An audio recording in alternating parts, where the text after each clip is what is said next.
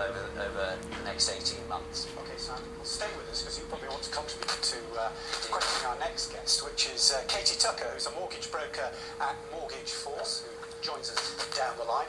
Listening to all that, and hopefully listening to Simon as well, but assessing what's been said today, Katie, give us your top-line assessment, because obviously restoring the mortgage market is very important to people like you.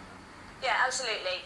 Transactions have fallen considerably over the last year, but what's important is getting first-time buyers on the ladder so that the rest of the housing ladder can be moved up. And you're right, there's 5 or 6 different incentives going on here, and quite a few of them are going to be of use. The stamp duty, for example, taking the threshold up to 175,000, that's apparently going to mean that about half of transactions are exempt as opposed to a third.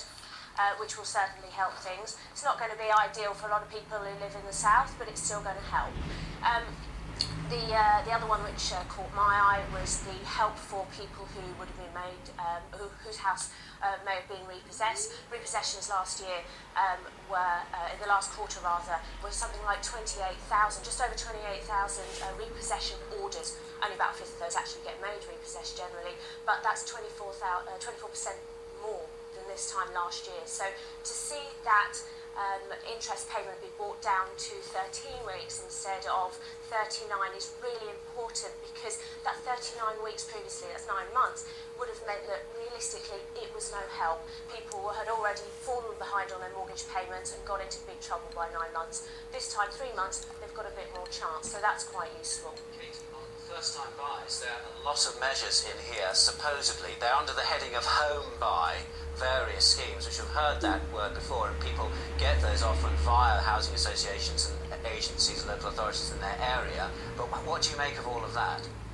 You're right, we have heard the term home buy quite a bit before, and there's good reason for that. The government have pushed that idea quite a few times previously. But what's really interesting on this one is that the government are emphasising the use of new builds. There is a glut of new builds on the market, to the extent where they weren't picked up at the beginning of this year because a lot of lenders backed out of lending more than, say, 65% or 75% mortgages on them, because they truly believe that they would lose value quickest, particularly flats. So to get those moving is going to be really important, both to the first-time buyers who are moving into them, but also to the people to the developers, because it means that they can keep their profit and loss ticking over, so that when things do ease up next year, they'll be able to start building again and keep us afloat.